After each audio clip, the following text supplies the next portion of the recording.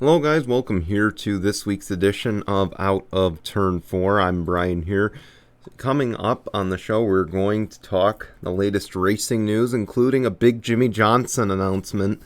We'll also be talking Colton Herta a little bit, and we'll be making our picks for Talladega, and also a little bit about Trackhouse Project 91. Another news story came out about that. But we begin with NASCAR at Texas. That's right, it's Texas now. Until a bulldozer goes to it and they just destroy every inch of it. And I'm just going to start out by saying that. Until they destroy every last inch of that track, and I mean like bulldoze it to the ground, put it 6 feet under, just make it retail space. It's going to be called Texas. So, but we begin with the Xfinity Series. Noah Gragson, he sweeps the month of September. He gets his 4th straight NASCAR Xfinity Series win. He now joins Sam Ard as the only one to win 4 straight races.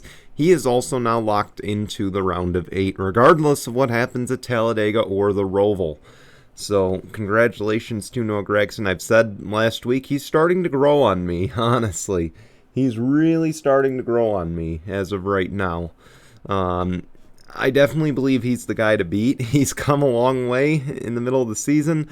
Ty Gibbs is, still going to be a driver to beat, despite despite my thoughts on him. And of course, we know AJ will also be in play. So, needless to say, it's not a runaway for Noah Gragson. Of course, we've seen things change in the final weeks of the season, so I don't want to get ahead of myself saying that. But as of right now, yes, he is absolutely, of those 3, the guy to beat. So, congratulations to Gragson. I don't have much of a recap. I didn't watch either race, to be honest. I won't watch races at Texas. And you hear this on Twitter and the Facebook comments a lot. I actually mean it. I don't watch Texas races. I don't even put them on the DVR. But anyway, moving on to the Cup side, Tyler Reddick, he wins the NASCAR Cup Series race at Texas. But boy, a lot happened in that race, and we got to cover that. Of course, Tyler Reddick, his 3rd win. He is the 4th non-playoff driver in 4 races to win a race in the playoffs. Man. And, of course, Tyler Reddick was so close to advancing. I bet you he wished, I wish I advanced into the round of 12. Because he would have been into the round of 8. But nobody locks in going into Talladega, an uncertain race. But man, we got to start out. Of course, we will talk the Cody Ware incident in a second, but I want to start out with William Byron versus Denny Hamlin. And I actually now got to add to that list Ty Dillon versus Ty Gibbs. But we're going to talk Byron versus Hamlin. Of course, once the race did get restarted after Cody Ware's wreck, Hamlin did run Byron up into the wall. Of course, William Byron not going to tolerate it. He didn't tolerate getting wrecked by Kyle Busch at the Glen in 2019. So this one absolutely no different. Of course, brought out a caution. William Byron chased him down later. Kind of gave him the little push saying I didn't tolerate that. Slams into the back of Hamlin, actually, and wrecks him into the wet infield grass. And of course, Denny Hamlin not happy about that, saying that was uncalled for, and that now there's one other driver that is going to be added to his list of drivers, that he is going to supposedly pay back. And of course, what would it be without me taking to Twitter?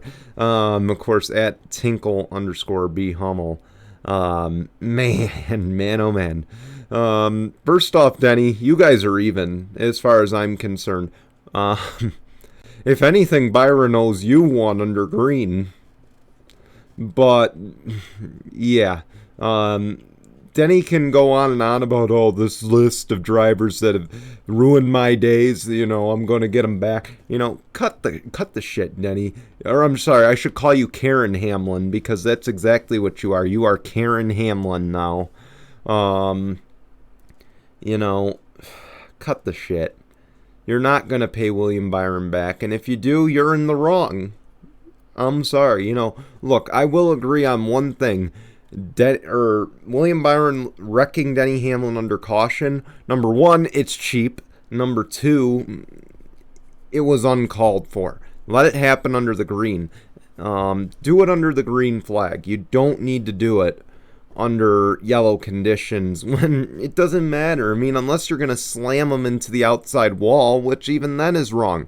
I was against, and I flash back to Ron Hornaday, Kyle Busch, back when Tech's ass wasn't half bad.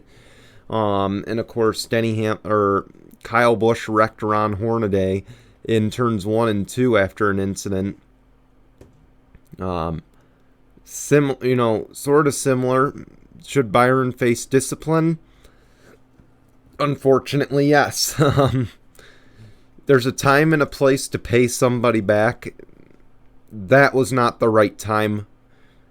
It was the right place, not the right time. You don't do it under caution. That's all I'm going to say.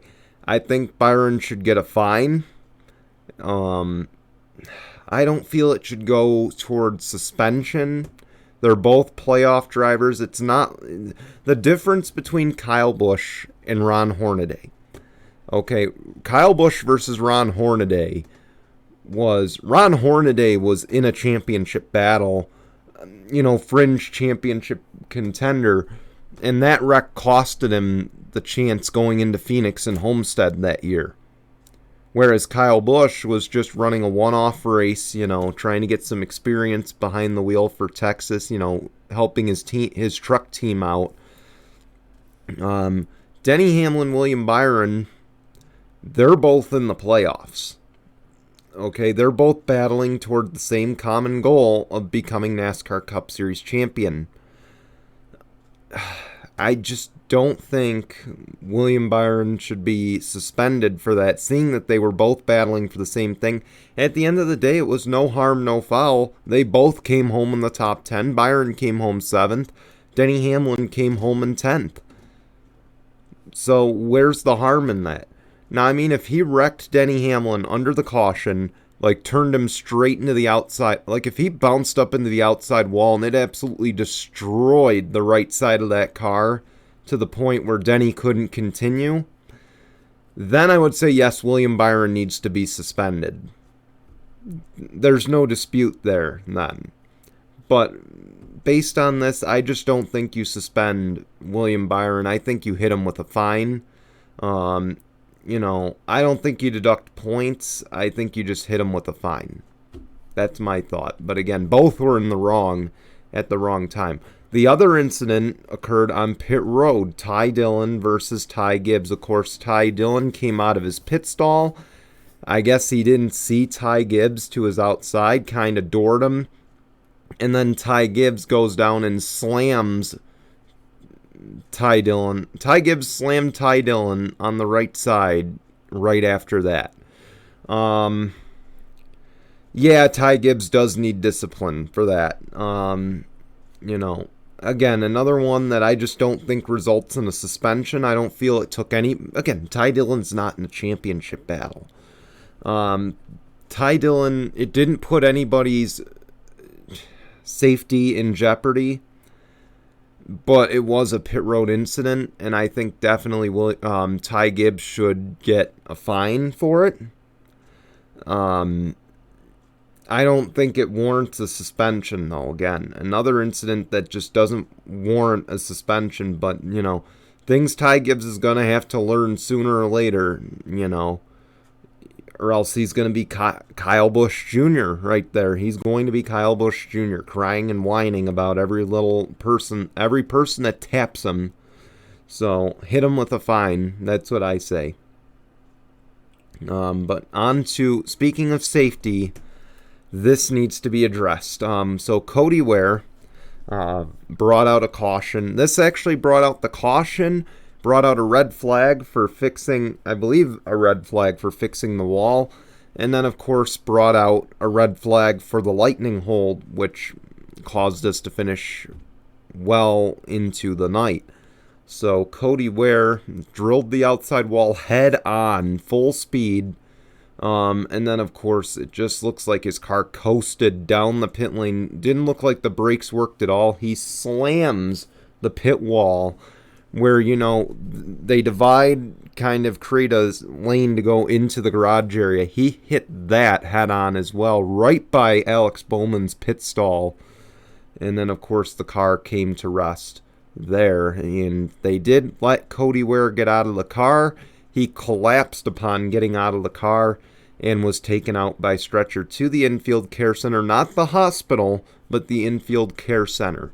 First off, of course, I will be talking about Tua Tagovailoa on Sunday for Sunday Morning Tinkle and why he should have been, the concussion protocol.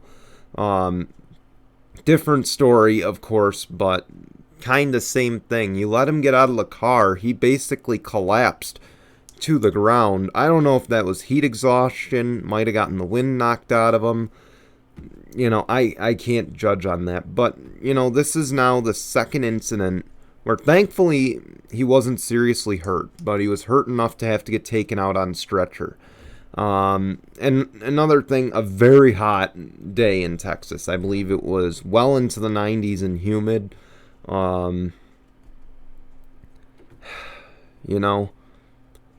But what's it going to take? What's it going to take for NASCAR to act? I mean, I'm hoping that what we see this year is a rough draft. Personally, I'm scared for Talladega this week. I used to look forward to Talladega before they started the single file line bullshit. And I also looked forward to Talladega because, unknown winners. The wrecks, I wasn't worried about the wrecks because you know what? The driver's safety was top notch at the time. Carl Edwards flew into the catch fence. That was scary. Obviously, I was scared for the fans at that point. But Carl Edwards got out, walked away from that. Ryan Newman, another one. I mean, Ryan Newman's wreck had me scared. Yeah, he suffered a brain bruise or something along that line. He was out a few weeks, but he was back after, and he was able to walk away. I've been seeing a lot of comparisons to 01, and that's scary. But this is a Talladega race I don't look forward to. I'm going to be honest, I'm not looking forward to it. Because, Cody Ware, Kurt Busch, of course, which concussions happen, There's just no foolproof way to stop the concussions from happening. And I think that's things fans have to understand. But incidents like this, Cody Ware is lucky he should have been sent to the hospital for further evaluation, should have been sent to the hospital. But, in the safety, safety features certainly kept him safe in that instance. But again, I just hope NASCAR figures something out. Something to make this car a little bit safer. Because, I've seen wrecks where drivers have gotten out after that. The fact that Cody Ware collapsed, and again, we were worried for a good hour or so before Rick Ware Racing released the press statement. And of course, Cody Ware will have to get cleared by NASCAR this week in order to run at Talladega. But, just what's it going to take? I think, we're at this point limping to the end of the season. I think now we're going to see, in my opinion, we're going to see a mild Talladega race. I don't think we're going to see an entertaining one by any stretch. Because no driver at this stage, at least not till the final 10 laps, somewhere in there. I just don't think we're going to see a Talladega race with some excitement. Because drivers aren't going to want to push the issue. Drivers don't want to take the risk right now. And especially after the Cody Ware incident, I think they're going to be a little bit more weary about it.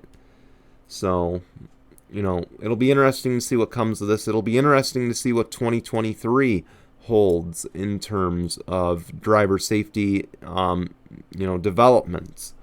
So we'll keep an eye on that. Of course, we won't be going through the postseason, but, or we won't be going through the end of season, past November, but, we'll have that announcement at a later time. All right, on to the racing news. Man, we're 15 minutes in. We just finished the recap, but we start out with Jimmie Johnson. Jimmie Johnson on Monday announced he will be stepping back from full-time competition. That includes, of course, his full-time IndyCar calendar. Jimmie announced he will only be running bucket list races.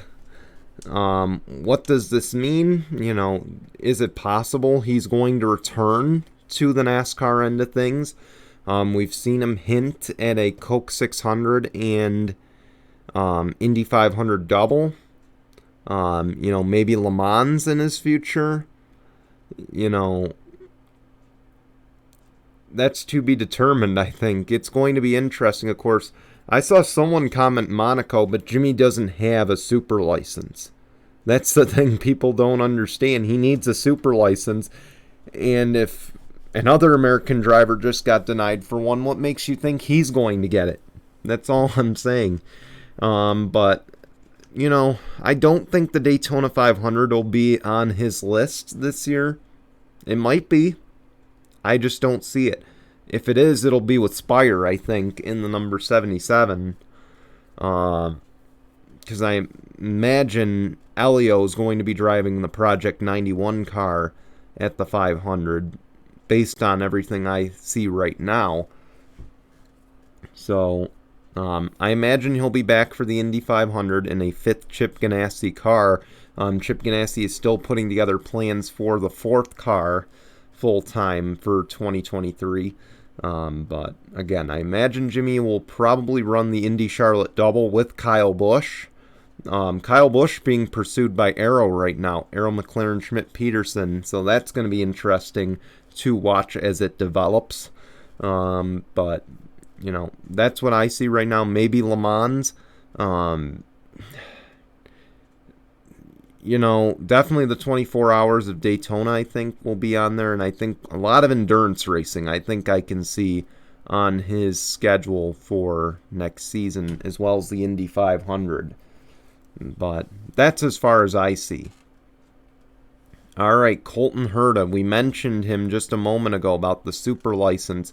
Well, Colton Herta has formally been denied his F1 super license, which of course triggered former Formula One reserve driver Alexander Rossi, and it triggered longtime IndyCar driver Graham Rahal.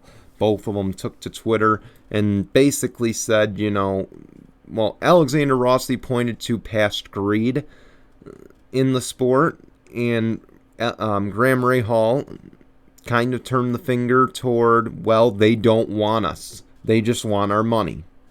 So, at the end of the day, are they both right? Absolutely. Rossi is right that Colton Herta is a victim of past greed, getting into the top level of international open wheel racing. People who were paid drivers and still are, they're rigging the system still. I mean, I look at Mazepin, he was a paid driver before the whole Russia-Ukraine incident. I'm glad, I will say, and I do agree with Graham Rahal. I really do believe F1 wants nothing but American money. They want American corporations' money. They don't want us. They do not want American drivers. They do not want... they don't care about growing the fan base here. What they care about is taking your money. That's my honest belief. That is partially why I don't watch F1. And again, you've heard it so many times on this show about why I don't watch F1 and why I don't care for it. And why I'm never going to care for it. So, I'll leave it at that. But what I'm going to say, though, is Colton Herta getting denied, is embarrassing. It's embarrassing for them. And you know what? Their loss is IndyCar's gain, because you know what? Colton Herta, and I think Andretti's going to get better this offseason. And assuming that Andretti does get better this offseason, Colton Herta, even if he leaves Andretti in the future and joins, Arrow McLaren Schmidt Peterson, or he joins Team Penske, or, Chip Ganassi Racing, regardless of where he goes or if he stays, he is going to be a perennial threat every single year for this IndyCar championship, and he's going to be one of the greats in the sport eventually. Right now, it's just tough because it's, Andretti is struggling right now. They need to find some ground. They need to get better. But, like I said, again, F1's loss is Colton Herta's gain, or IndyCar's gain, because they're going to keep one of the best drivers in the paddock. And again, I'm excited for it because I'm even more excited because I think Colton Herta is going to drive pissed off next year and go out there and try to show off. So I'd be scared if I was the other 25, 26 entries onto the grid next year. All right, big news. Speaking of McLaren, Arrow McLaren Schmidt Peterson's president and Pato Award strategist, by the way, Taylor Kiel, has announced he is resigning from the team to join Chip Ganassi Racing.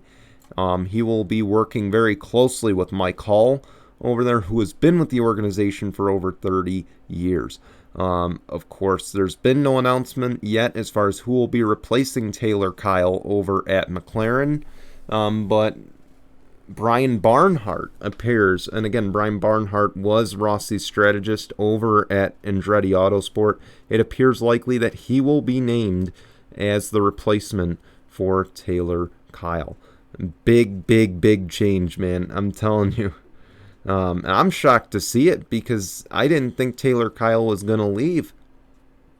But apparently he wants to be a part of something bigger at Chip Ganassi Racing. So, and obviously with Jimmie stepping away, this could mean Scott Pruitt's going to be leaving the team as well, or at least not be a strategist next year.